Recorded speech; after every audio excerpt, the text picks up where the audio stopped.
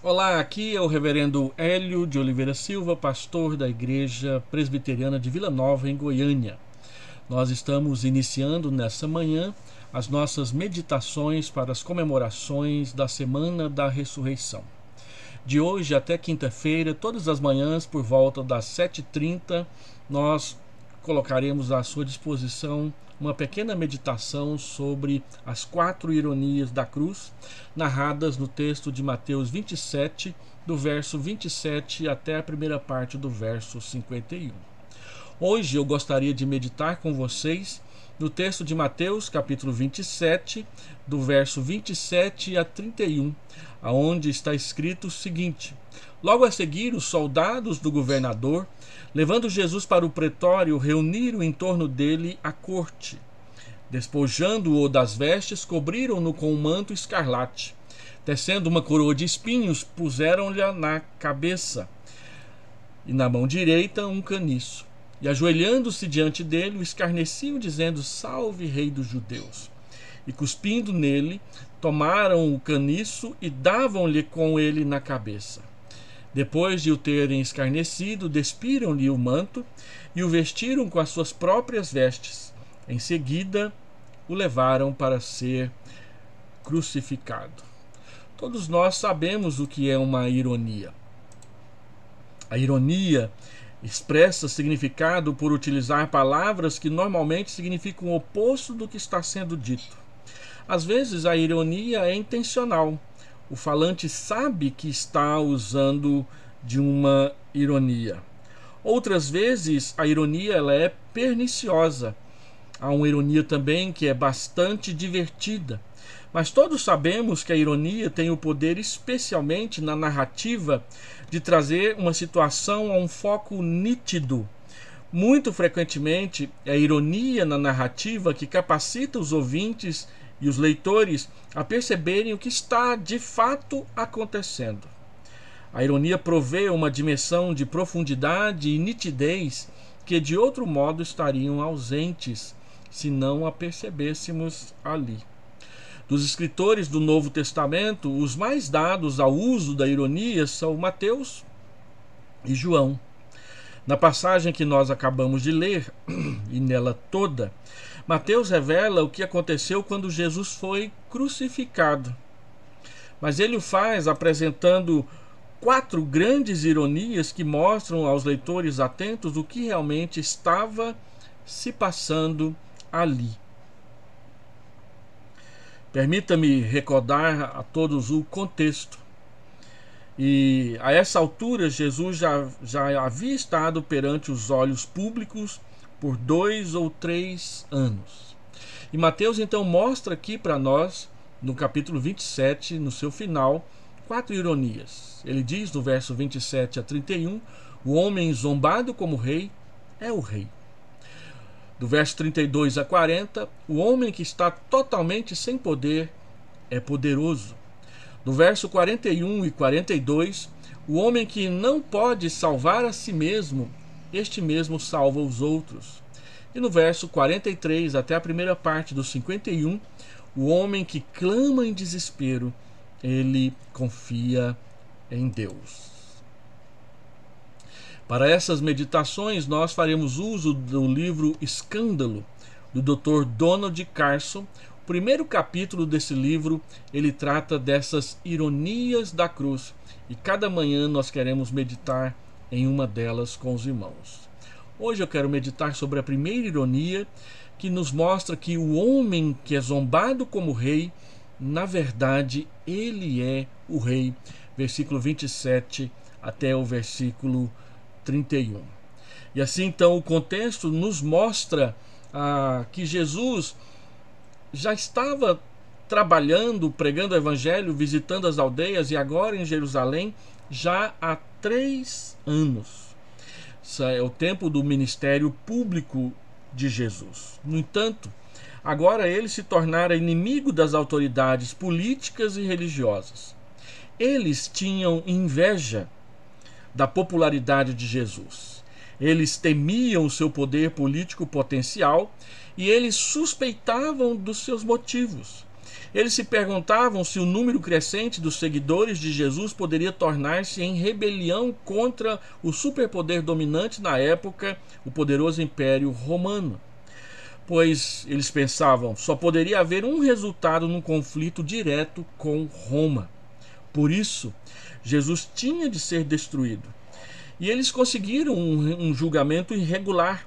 Declararam Jesus culpado de traição e obtiveram a sanção do governador Pôncio Pilatos, o governador romano, para que Jesus fosse executado por crucificação.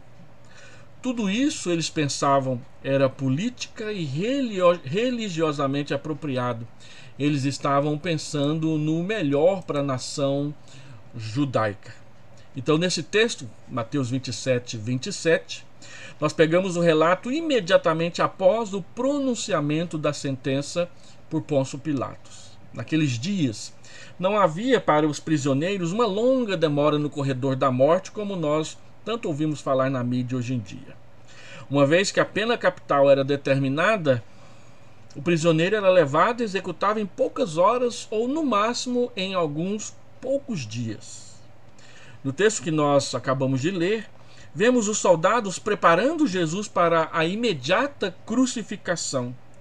À medida que Jesus nos conta a história, podemos refletir sobre essas 4 ironias profundas da cruz.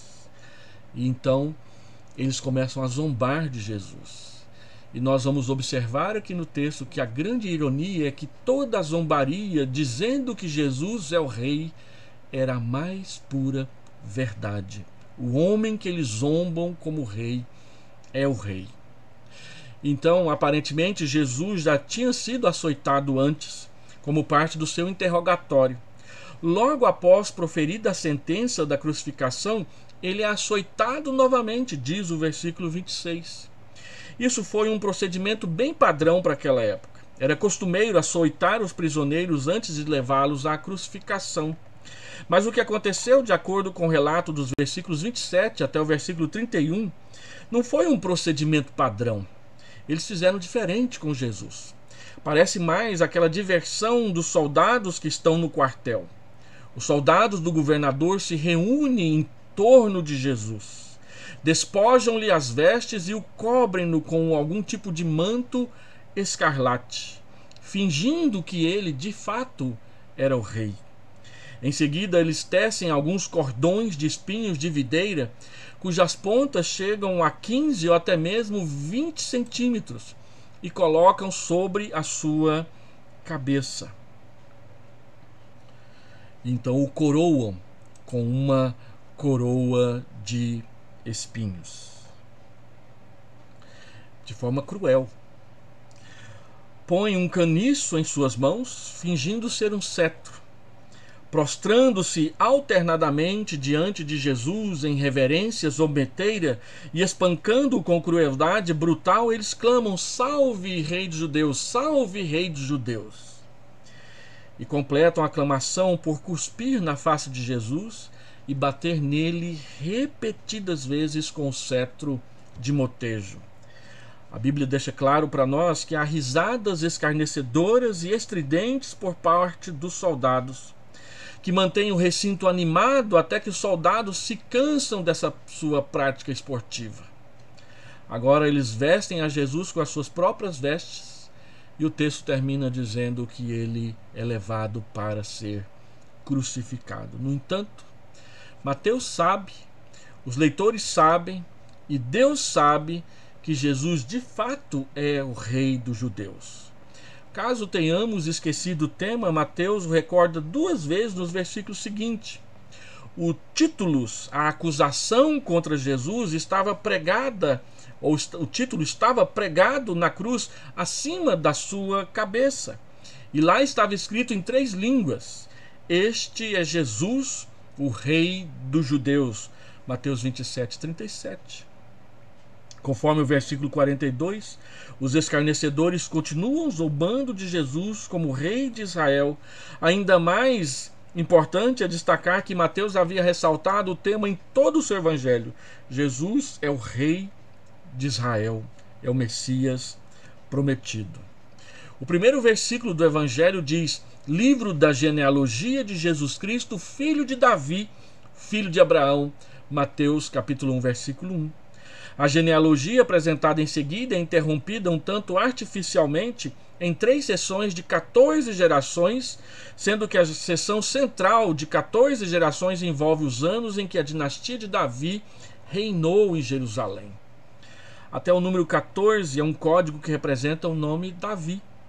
Todas as promessas do Antigo Testamento que contemplavam a vinda do rei davídico procedem de 2 Samuel, capítulo 7, onde nós encontramos a aliança do reino, que foi firmada com Deus, entre Deus e Davi, ali por volta do ano 1000 a.C., quase 300 anos depois.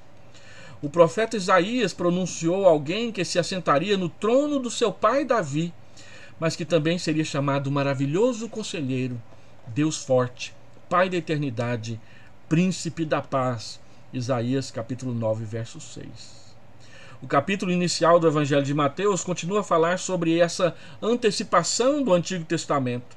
No segundo capítulo, os magos perguntam: onde está o recém-nascido rei dos judeus? Capítulo 2, versículo 2. Quando Jesus começa o seu ministério público, fala constantemente a respeito do reino, a sua natureza, o seu início, a sua promessa e a sua consumação. E ele mostra para nós que o reino dele é um reino diferente.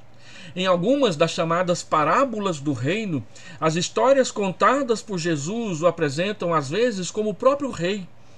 O mesmo tema é suscitado no julgamento diante de Pilatos, conforme nós lemos em Mateus 27:11. Pilatos, o governador, pergunta insistentemente a Jesus: és tu o rei dos judeus? E Jesus respondeu-lhe: tu o dizes. A resposta de Jesus, ou seja, a forma de sua resposta, embora afirmativa, expressava uma hesitação cordial, porque Jesus sabia muito bem que não era o rei na maneira como Pilatos temia que ele fosse. Seu reino não implicava ameaça militar para César. O próprio Pilatos logo discerniu que, mesmo que Jesus afirmasse ser o rei dos judeus, ele não constituía qualquer ameaça política imediata e procurou soltá-lo. A confissão está lá. Apesar disso, Jesus foi condenado à pena capital por traição. E embora os soldados zombem de Jesus como rei dos judeus, Mateus sabe, evidentemente os leitores sabem, Deus sabe que Jesus é o rei dos judeus, e nós que lemos a Bíblia também somos levados a saber e a perceber isso. Na verdade, considere atentamente comigo e você perceberá 2 níveis de ironia aqui. A zombaria dos soldados tensionava a ser irônica. Quando eles exclamavam "Salve, rei dos judeus", o que eles pretendiam dizer era o oposto disso, que Jesus não era o rei dos judeus, ele não era rei coisíssima nenhuma, e sim um criminoso patético ali entregue às suas mãos. Sem dúvida, os soldados acharam seu humor agradavelmente irônico. Todavia, Mateus viu uma ironia mais profunda. De fato, embora os soldados aviltassem a Jesus como um criminoso patético, as palavras que eles usaram eram realmente a verdade, o oposto do que pretendiam dizer: Jesus é o rei. Este é o principal ensino deste parágrafo. O homem que é zombado como rei é o rei. Aqueles que conhecem bem a sua Bíblia sabem que Jesus é mais do que o rei dos judeus. Ele é o rei de tudo. Ele é o Senhor de tudo. Mateus deixou isso claro nos versículos finais do seu evangelho. Jesus declarou que possui toda a autoridade no céu e na terra. Mateus 28:18. A sua autoridade não é menor do que a autoridade de Deus. Ele é o rei do universo, não só dos judeus. É rei sobre os soldados que zombaram dele. É rei sobre você, ele é rei sobre mim. Um dia, Paulo nos assegura, todo joelho se dobrará e toda língua confessará que Jesus é o Senhor. O homem que é zombado como rei é o rei. No entanto, temos de examinar um pouco mais com que conceito de reinado Jesus está agindo. No século I, ninguém entretinha o conceito de monarquia constitucional como a da atual Grã-Bretanha, por exemplo, na qual o rei não tem quase nenhuma autoridade real, exceto a de persuasão moral. No mundo antigo, os reis reinavam. Isso era o que eles faziam, era como eles agiam. De fato, essa era a noção de reinado que prevalecia até as épocas bem recentes. Luís XIV não foi um monarca constitucional no sentido britânico atual. Então, que tipo de rei Jesus era, segundo o pensamento de Mateus, se ele estava para morrer numa cruz? Era um rei fracassado? Outra vez, Mateus já nos dera algum discernimento quanto à realidade do reinado de Jesus. Devemos averiguar a interessante mudança descrita em Mateus 20, verso 20 a 28. A mãe dos apóstolos, Tiago e João, se aproximam de Jesus juntamente com seus 2 filhos e lhe pediu um favor. Perguntou-lhe Jesus: que queres? Ela respondeu: manda que no teu reino estes meus 2 filhos se assentem à tua direita e o outro à tua esquerda. Ali no versículo 21 de Mateus 20. Evidentemente, eles previram que Jesus se assentaria como um rei no sentido normal, histórico, físico, e faria de seus apóstolos membros do seu gabinete de conselheiros. E esperavam que Tiago e João tivessem os 2 cargos principais, quem sabe secretário de Estado e secretário de Defesa. Talvez fosse assim. Jesus lhes replicou que eles não tinham, na realidade, a menor ideia do que estavam pedindo. Podeis vós beber o cálice que eu estou para beber? Ele indagou, referindo-se sem dúvida ao sofrimento que estava por vir, este aqui da flagelação. Com elevada superconfiança e grande ignorância, os discípulos responderam: é claro que podemos. Verso 22. Você pode quase imaginar Jesus rindo no seu íntimo. Um dos 2 irmãos, Tiago, na verdade, se tornaria o primeiro mártir apostólico, ali em Atos 10 e Atos 12. E o outro, que é João, morreria exilado lá no final, com mais de 90 anos de idade, na ilha de Patmos. Além disso, não era papel de Jesus outorgar o direito de assentar à sua direita e à sua esquerda. O Pai tinha reservado esse papel para a sua exclusiva autoridade. Quando os outros 10 ouviram o pedido de Tiago, João e sua mãe ficaram indignados, não por causa, é claro, do pedido em si, da arrogância e da impertinência do pedido deles, mas sim porque eles não tinham tido a ideia de fazer esse pedido primeiro. Por isso, Jesus chamou os 12 e lhes deu um dos mais importantes discernimentos sobre a natureza do reino. Ele disse: sabeis que os governadores dos povos os dominam e que os maiorais exercem autoridade sobre eles. Não é assim entre vós. Pelo contrário, quem quiser tornar-se grande entre vós, será este o que vos sirva. E quem quiser ser o primeiro entre vós, será vosso servo, tal como o Filho do Homem, que não veio para ser servido, mas para servir e dar a sua vida em resgate por muitos. Mateus 20, verso 25 a verso 28. Essa declaração profunda não deve ser entendida de modo errado. Jesus não estava dizendo que não havia nenhum aspecto em que ele exerceria autoridade. Não era isso que Jesus estava dizendo.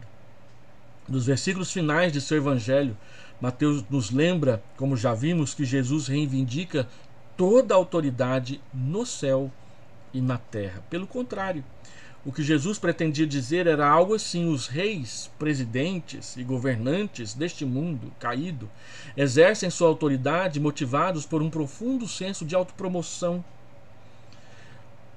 por um profundo senso de autopreservação ou por um profundo senso de direito. Eles têm direito de receber honra dos outros. Por contraste, Jesus exerce sua autoridade de um modo que procura a bem dos seus súditos, ou melhor, procura o bem dos seus súditos. E isso o leva por fim à cruz. Ele não veio para ser servido, como se isso fosse um fim em si mesmo. Em sua missão soberana, ele veio para servir, que significa dar a sua vida em resgate por muitos. Aqueles que exercem alguma autoridade em qualquer nível no reino de Cristo devem aprender a servir da mesma maneira. não com exigências implícitas de autopromoção, confiança em seu direito de exercer autoridade ou desejo de assentar-se à direita ou à esquerda de Jesus, e sim com uma paixão por servir os outros. Não admiramos, portanto, que Pilatos tenha sido incapaz de reconhecer Jesus como rei. Jesus afirmava ser rei, mas não tinha nenhuma das pretensões dos monarcas deste mundo. Não é surpreendente que nos 3 séculos seguintes os cristãos falariam com profunda ironia de Jesus reinando da cruz? Portanto, esta é a primeira grande ironia da cruz, de Mateus 27. Quanto à crucificação de Jesus, o homem zombado como rei é o rei. Vamos orar. Senhor Deus, torna o nosso coração humilde na tua presença para não zombar de Jesus e nem fazer ironia do seu reinado, mas nos curvarmos e crer, reconhecendo que aquele homem que está ali sendo zombado, escarnecido, esbofeteado e xingado é o rei que governa as nossas almas, as nossas vidas, e tem o direito da realeza e tem o direito de governar todas as coisas. Ele é o Senhor. E nós nos encurvamos nessa primeira manhã da semana da ressurreição para glorificar o teu nome e reconhecer que Jesus é o Rei, é o nosso Rei. O Senhor é o meu Senhor, é o nosso Senhor, é o Senhor da tua igreja, é o Senhor de todas as coisas. Em nome de Jesus. Amém. Deus te abençoe graciosamente. Amém.